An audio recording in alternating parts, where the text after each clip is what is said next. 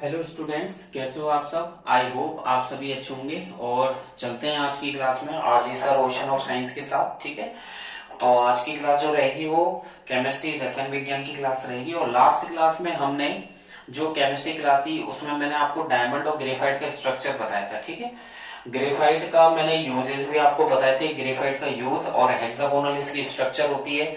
Graphite को जो use है वो लीड पेंसिल्स में करते हैं और पॉलिशिंग में भी करते हैं। ठीक है, न्यूक्लियर रिएक्टर में राउंड करने में भी उसको करते हैं। ठीक है, इसका नेचर जो होता है वो सिलिकरी नेचर का होता है। ठीक है, और आज की जो केमिस्ट्री की क्लास में उसमें मैं आपको ये बताऊंगा कि डायमंड क्यों पुअर कंडक्टर होता है। ठीक है, डायमंड इलेक्ट्रिसिटी का पुअर कंडक्टर क्यों होता है और ग्रेफाइट गुड कंडक्टर क्यों होता है। ठीक है, उसका रीजन है कि जो डायमंड होता है वो दोनों ही कार्बन के एलोट्रॉप है, लेकिन डायमंड के जो लास्ट शेल है उसमें एक भी इलेक्ट्रॉन है वो फ्री नहीं रहता है, जबकि ग्रेफाइट के जो लास्ट शेल है, लास्ट शेल में एक इलेक्ट्रॉन फ्री नेचर का रहता है, जिसके कारण वो इलेक्ट्रिसिटी फ्लो कर देता है। तो चलते हैं क्लास में, बढ़ते हैं आज की में। ठीक है, और जो क्वेश्चन है यहाँ पर, ये 2 नंबर का क्वेश्चन यहाँ पर बनता है कि डायमंड क्यों नहीं करता इलेक्ट्रिसिटी फ्लो और हीट और इलेक्ट्रिसिटी का पुअर कंडक्टर क्यों है। ठीक है, तो यहाँ पर ये 2 नंबर का क्वेश्चन है, काफी इंपॉर्टेंट रखता है। ठीक है, इंपॉर्टेंसी रखता है। तो देखिएगा क्वेश्चन में लिख रहा हूं वाई डायमंड। ठीक है, और बने रहिए RG sir ocean of science के साथ, अल्टरनेट क्लासेस लेते रहें। ठीक है, कोई भी डाउट है तो आप बिना किसी हेजिटेशन के पूछ सकते हैं, कमेंट बॉक्स में टाइप कर सकते हैं। तो क्वेश्चन स्क्रीन से नोट कीजिएगा, why diamond does not conduct heat and electricity. ठीक है, हीट एंड इलेक्ट्रिसिटी। तो मैंने यहां पर लिखा है कि why diamond does not conduct heat and electricity but graphite, ठीक है, but graphite conducts heat and electricity. ठीक है, तो देखिएगा यहां पर मैंने लिखा है, बहुत ही अच्छा क्वेश्चन है। 2 नंबर आपको बहुत सिंपल है, 2 नंबर यहाँ पर आपको दिलवा के जाएगा कि डायमंड क्यों नहीं करता, पुअर कंडक्टर क्यों होता है हीट एंड इलेक्ट्रिसिटी का, और ग्रेफाइट जो है वो गुड कंडक्टर क्यों होता है। ठीक है, तो डायमंड जो है वो कार्बन का एक एलोट्रॉप है, और डायमंड के लास्ट शेल में जो होते हैं वो एक कार्बन 3 से अटैच रहता है, लिंक रहते हैं, कार्बन एटम फ्री रहता है। तो मैं यहाँ पर आंसर लिख रहा हूं कि डायमंड, देखिएगा आप भी नोट कीजिएगा स्क्रीन से, डायमंड इज, ठीक है, diamond is an allotrope, diamond is an allotrope, allotrope मतलब अपर रूप, allotrope of carbon. Diamond carbon का एक एलोट्रॉप होता है, तो मैंने यहां पर लिखा है diamond is an allotrope of carbon. ठीक है, understand, full stop. In diamond, ठीक है, डायमंड की बात करें, in diamond one electron, diamond के अंदर जो एक इलेक्ट्रॉन होता है, इन डायमंड वन इलेक्ट्रॉन, ठीक है, is linked to other, is linked to other 4 electrons. Understand, यानी कि डायमंड के अंदर एक इलेक्ट्रॉन 4 जो कार्बन एटम है, या इलेक्ट्रॉन बोल सकते हैं, और कार्बन एटम भी हम यहां पर बोल सकते हैं। तो डायमंड के अंदर एक कार्बन एटम या एक इलेक्ट्रॉन 4 इलेक्ट्रॉन्स या 4 कार्बन एटम से लिंक रहता है, और इसके अंदर कोई भी इलेक्ट्रॉन प्रेजेंट नहीं होता, फ्री नहीं होता। एंड देयर इज नो, यहां पर लिख देता हूं, there is no free electron, यहां पर कोई भी इलेक्ट्रॉन और कार्बन एटम, साथ के साथ ये भी लिख देता हूं कार्बन एटम, यहां पर कोई भी फ्री इलेक्ट्रॉन या कार्बन एटम क्या है, फ्री नहीं है। ठीक है, प्रेजेंट नहीं है। अंडरस्टैंड, प्रेजेंट इन डायमंड, यानी कि हीरे के अंदर। ठीक है, कोई भी फ्री नहीं है तो वो इलेक्ट्रिसिटी को कंडक्ट नहीं करेगा। ठीक है, और इसी के कारण due to no free electron, due to no free electron, कोई भी इलेक्ट्रॉन फ्री नहीं होने के कारण it does not conduct heat and electricity, इसी के कारण ये हीट एंड इलेक्ट्रिसिटी को कंडक्ट नहीं करता है। अंडरस्टैंड, बड़ा सिंपल आंसर है। और ग्रेफाइट के अंदर लें तो एक लाइन छोड़ करके पैराग्राफ चेंज करके लिखेगा स्क्रीन से, बट इन ग्रेफाइट, ग्रेफाइट के अंदर वन, ठीक है। और ग्रेफाइट के अंदर जो है वो one carbon atom 3 carbon atom से अटैच रहता है, one carbon atom, one carbon atom, one carbon atom is linked, यहां पर one carbon atom is linked to other 3 carbon atoms, ठीक है।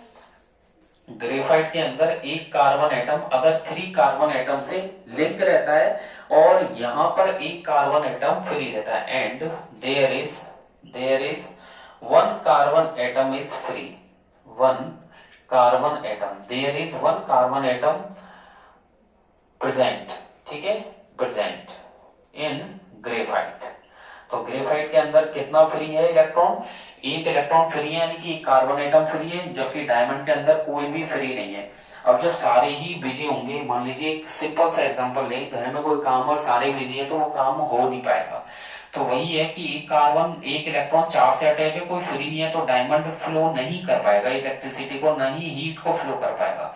जबकि ग्रेफाइट के अंदर एक कार्बन एटम अदर 3 से लिंक है, तो एक कार्बन एटम फ्री रहता है, यहाँ पर प्रेजेंट रहता है। इसी के कारण ड्यू टू प्रेजेंस ऑफ, यहां लिख देता हूं मैं, due to presence of one free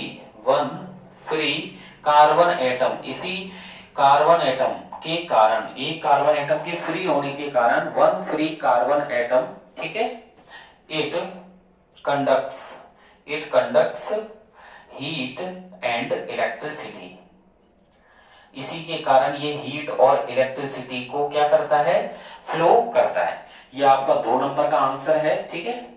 अब बढ़ते हैं फुलरिन की तरफ, ठीक है। यहाँ पर ये आपको डायमंड और ग्रेफाइट में जो है वहां पर 2 नंबर का क्वेश्चन, यहाँ पर 2 नंबर आपको ये प्रॉपर दिलवा के जाएगा। अब हम फुलरिन की तरफ बढ़ते हैं, तीसरा एलोट्रॉप। तो यहाँ स्क्रीन पर मैं हेडिंग डाल देता हूँ फुलरिन, ठीक है। ये भी कार्बन का एक एलोट्रॉप है जिसकी जो खोज है वो बकमिस्टर फुलर ने की थी। तो मैंने यहाँ पर हेडिंग डाल दी है फुलरिन, और फुलरिन जो है, फुलरिन का डिस्कवर की गई थी बकमिस्टर फुलर जो अमेरिका के थे। तो यहाँ पर मैं लिख देता हूं फुलरिन वॉज डिस्कवर्ड बाय, ठीक है। फुलरिन की जो खोज की गई थी, fullerene was discovered by Buckminster, Buckminster, MINSTER, Buckminster Fuller. ये बकमिंस्टर फुलर ने इसकी खोज की थी, और कहाँ के थे वो, अमेरिका के थे। तो यानी कि अमेरिका के जो बकमिंस्टर फुलरिन थे उन्होंने फुलरिन की डिस्कवरी की थी। तो मैंने यहाँ पर लिखा है fullerene was discovered bye Buckminster Fuller of America, ठीक है। और जो स्ट्रक्चर होती है फुलरिन की वो एक फुटबॉल जैसी होती है, ठीक है। तो यहाँ पर मैं लिख देता हूँ the structure of fullerene, the structure of fullerene like अ, ठीक है, the structure of fullerene like a football, ठीक है। इसकी जो स्ट्रक्चर होती है वो एक फुटबॉल की जैसी होती है, ठीक है। और फुटबॉल के साथ साथ जो मॉलिक्यूल्स होते हैं फुलरिन के, वो इसके अंदर कितने होते हैं, 60 हो सकते हैं, 70 या उससे ज्यादा भी हो सकते हैं, ठीक है, अंडरस्टैंड। तो जो मॉलिक्यूल्स हैं किसके अंदर, फुलरिन के अंदर, अगर मॉलिक्यूल्स देखें अपन, क्योंकि जो कि ये कार्बन का एक एलोट्रॉप है, तो मॉलिक्यूल से जो होंगे कार्बन की क्वांटिटी होंगी जो एटम्स की, वो 60 हो सकती है, ठीक है, क्योंकि मॉलिक्यूल्स एटम से मिलकर ही बनता है। तो जो इसके अंदर मॉलिक्यूल्स हो सकते हैं वो कितने, 60 हो सकते हैं मिनिमम, ठीक है, 70 भी हो सकते हैं, उससे ज्यादा भी। तो कई टाइप के फुलरिन होते हैं, मोस्टली जो स्टेबल फुलरिन बताया जाता है वो C60 को बताया जाता है, ठीक है। तो यहां पर मैं एरो लगाकर लिख रहा हूं द मॉलिक्यूल्स, ठीक है, यानी कि जो अणु है, the molecules of fullerene, the molecules of fullerene, molecules of fullerene contains, ठीक है।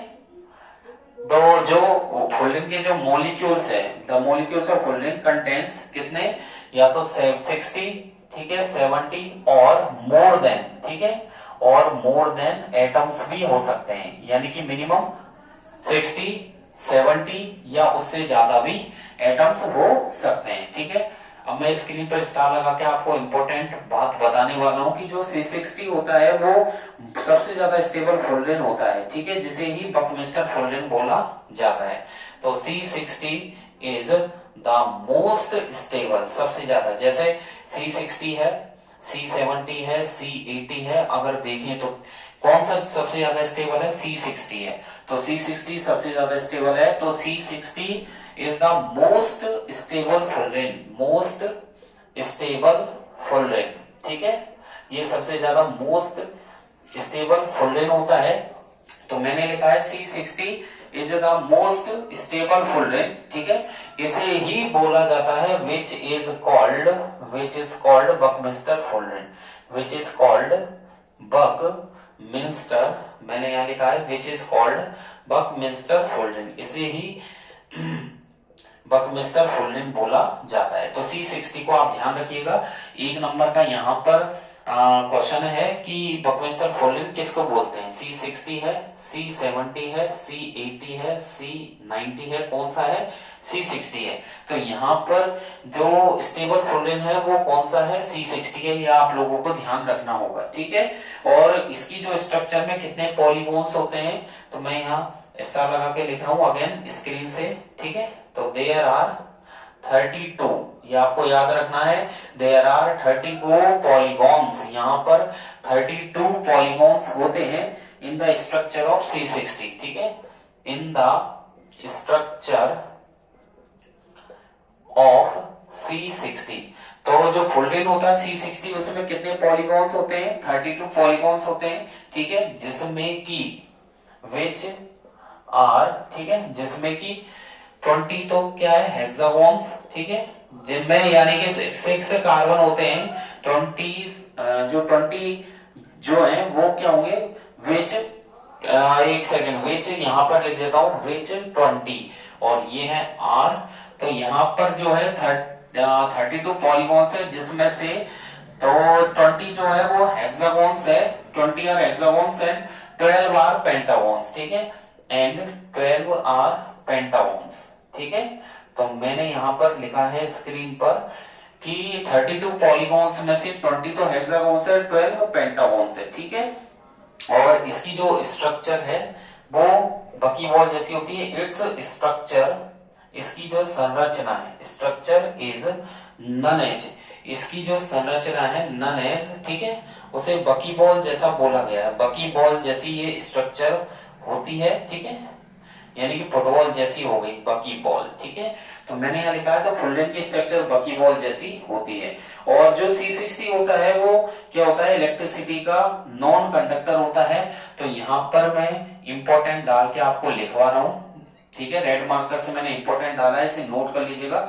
C60 इज, ठीक है, यहां पर मैं लिख रहा हूं C60 is a non conductor. ठीक है, यहाँ पर जो C60 है कार्बन का है, ये जो C60 एटम फुलरेन है, C60 is a non conductor of electricity. ये इलेक्ट्रिसिटी का मतलब विद्युत धारा का या विद्युत का क्या है? ये नॉन कंडक्टर है। ठीक है, और जो C60 है वो इलेक्ट्रिसिटी का नॉन कंडक्टर है। और जो बॉन्ड लेंथ होती है कार्बन कार्बन के बीच की, इसमें and the bond length between carbon carbon. ठीक है, बिटवीन कार्बन कार्बन। तो मैंने यहां लिखा है bond length between carbon carbon is कितनी होती है? 1.40 एंगस्ट्रॉम। ये आपको ध्यान रखना है। ठीक है, ये मैंने अंडरलाइन कर दिया है। तो जो C60 है वो नॉन कंडक्टर है इलेक्ट्रिसिटी का, और इसके अंदर जो बॉन्ड लेंथ होती है वो कितनी होती है? कार्बन कार्बन के बीच की 1.40 एंगस्ट्रॉम होती है। अंडरस्टैंड? चलें अब आगे की तरफ बढ़े। तो अब मैं हेडिंग डाल रहा हूँ स्ट्रक्चर ऑफ फुलरेन, फुलरेन का स्ट्रक्चर। ठीक है, और वैसे मोस्टली तो अभी तक एग्जाम में आया नहीं है, पूछता भी नहीं है, लेकिन फिर भी रिस्क नहीं लेनी, मैं आपको यहाँ पर इसकी स्ट्रक्चर बनाना सिखा रहा हूँ। ठीक है, बड़ी सिंपल है, कोई ज्यादा टफ नहीं है। ठीक है, और वैसे ज्यादातर एग्जाम में आज तक पूछा नहीं गया है।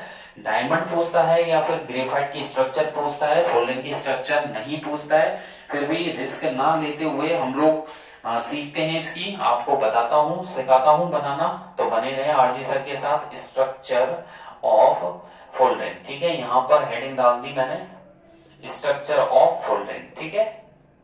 ये स्ट्रक्चर ऑफ फोल्डेन देखिएगा, बड़ी सिंपल स्ट्रक्चर है, हार्ड एंड फास्ट नहीं है। मैं यहाँ पर जो बताऊंगा वो मैं आपको फोल्डेन की कौन सी बताऊंगा, फोल्डेन C60 की स्ट्रक्चर मैं आपको यहाँ पर बताने वाला हूँ, ठीक है। तो इसके लिए क्या कीजिएगा, आप लोगों को सबसे पहले तो क्या बनाना है, एक पेंटागन बनाना होगा, ठीक है। तो यहाँ पर देखिएगा, एक मैं आपको यहाँ पर पेंटागन बना देता हूँ। तो सबसे पहले तो देख लीजिएगा, एक पेंटागन बना लेते हैं। तो ये हो जाएगा आपका पेंटागन, ठीक है, ये हमारा पेंटागन हो जाएगा। सिंपल, ये कोई ज्यादा टफ नहीं है।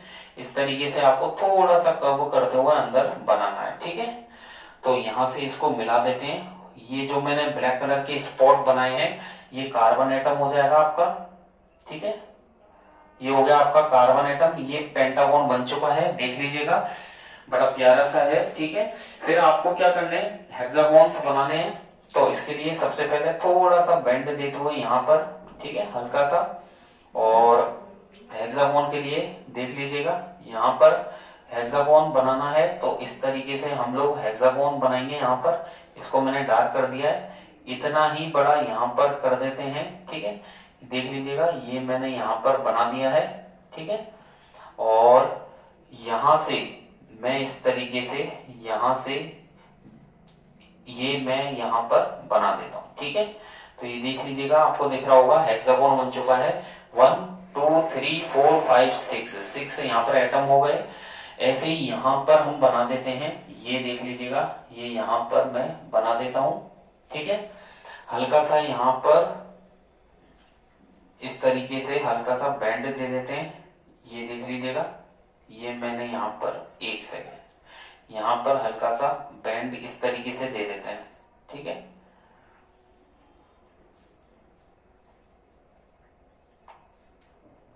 ये हो गया 1 2 3 4 5, ठीक है। 6 वाला यहाँ पर दोनों के पैरेलल में आ जाएगा, ये 6 वाला आ जाएगा यहाँ पर, ठीक है। ये हो गया, अंडरस्टैंड। एक सेकेंड, यहाँ पर ये इससे मिला देते हैं इसको, ये हो गया हमारा 6 वाला, ओके। अब इसको थोड़ा सा डार्क कर देते हैं यहां से, यहां पर इसको मैं हल्का सा डार्क कर देता हूं, ठीक है।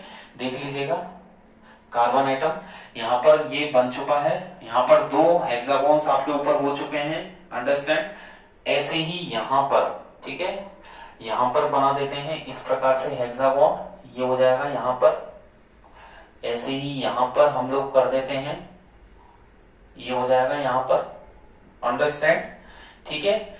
और इसको इस तरीके से लें, ठीक है, इस तरीके से ऐसे ही यहाँ पर इसको ले लेते हैं, ठीक है। हल्का सा और आगे बढ़ा देते हैं इसको यहाँ तक, ठीक है। और इसको यहाँ से इस तरीके से ले लेते हैं, ठीक है, अंडरस्टैंड। तो ये हो जाएगा यहाँ तक, इसको पैरेलल में इसको भी नीचे तक यहाँ बढ़ा देते हैं, देख लीजिएगा। यहाँ पर आपको क्लियर दिख रहा होगा, ये हो गया हेक्सागोन, अंडरस्टैंड,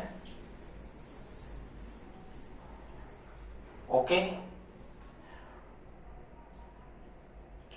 ये यहाँ पर अब हम क्या करेंगे, इसको यहाँ पर हल्का सा इधर से भी हेक्सागोन बनाएंगे, तो इस तरीके से, ठीक है।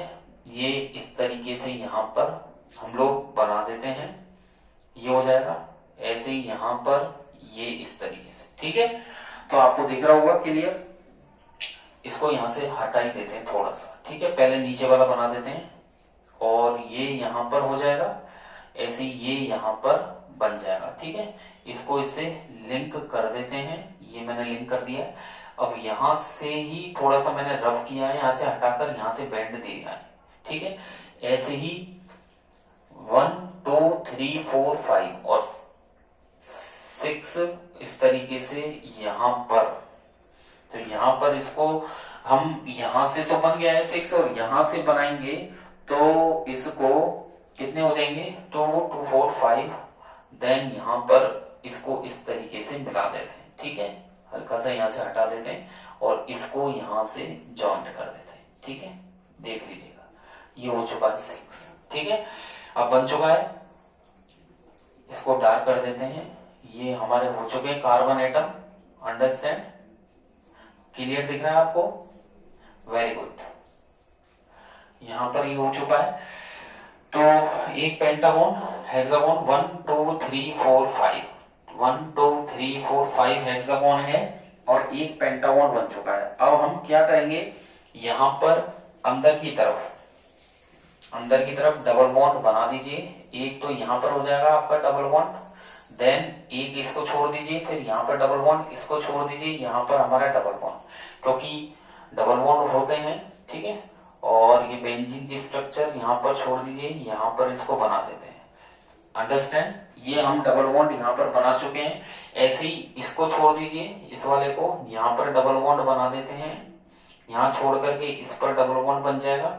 इस पर हो चुका है डबल बॉन्ड, इसको छोड़ दीजिए, देन इस पर डबल बॉन्ड हो जाएगा। इसको लेफ्ट कर दीजिए, इस पर डबल बॉन्ड हो जाएगा। ठीक है, तो देख लीजिएगा इसमें डबल बॉन्ड हो चुका है। इन दोनों में डबल बॉन्ड है, इसको छोड़ रखा है, फिर इसको छोड़ देते हैं, देन नीचे की तरफ ये डबल बॉन्ड हो गया।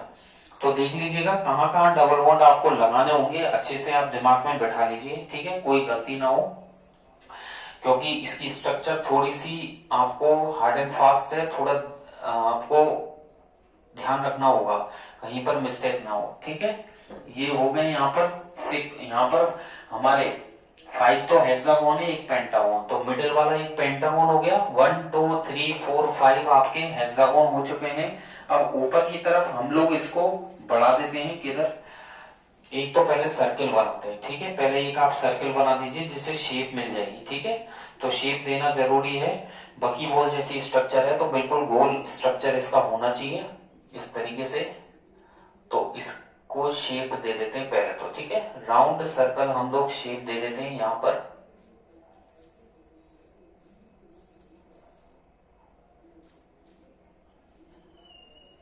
अंडरस्टैंड, देख लीजिएगा यहां पर थोड़ा सा हल्का सा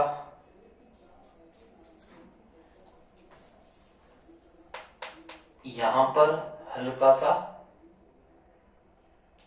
आपको कंपास की हेल्प से ऐसी शेप देनी होगी। ठीक है, तो यहां पर हम लोग इसको यहां से हम मिला देते हैं।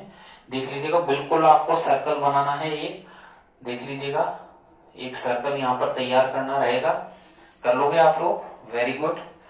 ठीक है, ऐसे सर्कल पहले बना लीजिए, क्योंकि बाद में अगर बनाओगे तो हो सकता है अप एंड डाउन हो जाए, तो पहले ही सर्कल बना देते हैं। अब हमको क्या करना है, जो लास्ट वाले कार्बन है इसको इससे अटैच करना है। ठीक है, तो इसको इससे अटैच कर देते हैं, ये यहाँ पर डार्क हो जाएगा, देन इसको इससे अटैच कर दो आप। ठीक है, ऐसे ही यहाँ पर इसको अटैच कर देते हैं, इस वाले को इससे अटैच कर देते हैं, देन ये वाला यहां से अटैच हो जाएगा, इस वाले को यहां अटैच कर देते हैं। ओके, ये वाला यहां अटैच हो जाएगा। ठीक है, ये सारे यहां पर मिल जाएंगे, देन इसको इससे अटैच कर देते हैं। देख लीजिएगा कोई गलती ना हो। ठीक है, इसको यहां पर इससे लिंक कर देते हैं, देन इसको इससे लिंक कर देते हैं। ठीक है, तो देख लीजिएगा किसको किससे लिंक किया गया है, अच्छे से अपने माइंड में बैठा लीजिए। इस वाले को तो यहां पर लिंक किया गया है, इन दोनों को यहां पर लिंक कर दिया है, इस वाले को यहां पर लिंक किया है, देन इस वाले को यहां पर लिंक किया है। यहां पर भी मैं डार्क कर रहा हूं, देख लीजिएगा यहां पर भी डार्क किया जा रहा है।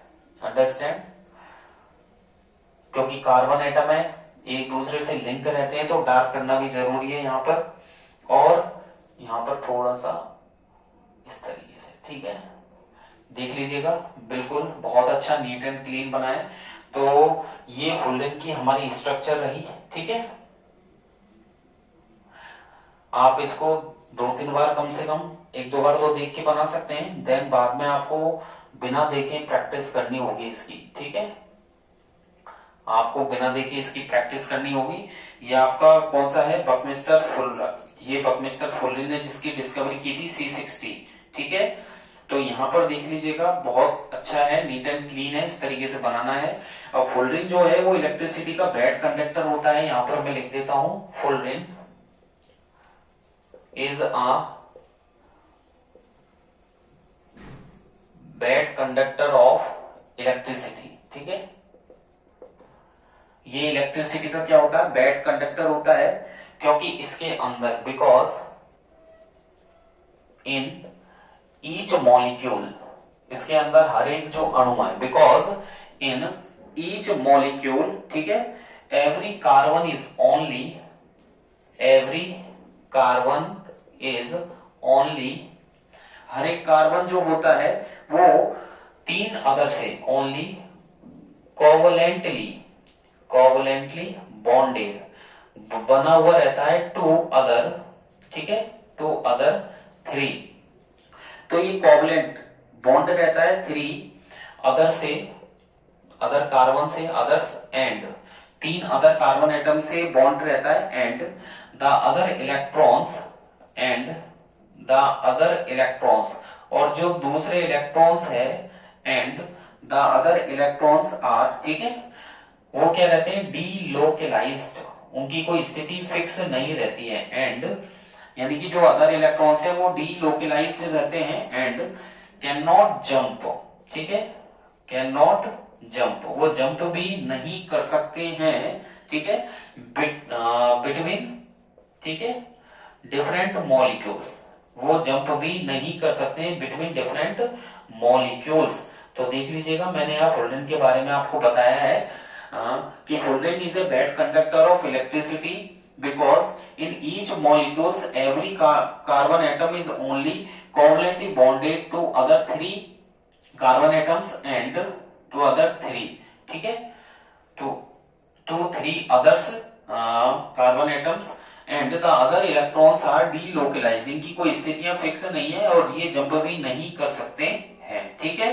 तो ये फुल्डेन के बारे में है, डिटेल से मैंने आप लोगों को बता ही दिया है, ठीक है, और इस स्ट्रक्चर को अपने दिमाग में सेट कर लीजिए, ठीक है। आज की क्लास में केमिस्ट्री की में इतना ही करेंगे, नेक्स्ट क्लास में मैं आपको जो पढ़ाऊंगा उसका टॉपिक मैं आपको बता देता हूं, मैं आपको पढ़ाने वाला हूं नेक्स्ट केमिस्ट्री क्लास में वर्सेटाइल नेचर, ठीक है, versatile nature of carbon, versatile nature of carbon, carbon का वर्सेटाइल का मतलब होता है अस्थिर नेचर, ठीक है, अस्थिर जो प्रकृति होती है कार्बन की, उसके बारे में मैं आपको बताऊंगा, ठीक है। वर्सेटाइल नेचर, वर्सेटाइल नेचर में मैं आपको जो ये टॉपिक रहेगा हमारा वो रहेगा कैटिनेशन, क्या रहेगा, कैटिनेशन का टॉपिक रहेगा, इसे हिंदी में श्रृंखलन बोलते हैं कि कार्बन कार्बन एक दूसरे के साथ, कार्बन के अंदर ऐसा गुणधर्म होता है, ऐसी प्रॉपर्टी होती है जो एक कार्बन एटम दूसरे कार्बन एटम से अटैच होकर एक लंबी कार्बन चेन का फॉर्मेशन करता है, दैट इज द कैटिनेशन, ठीक है।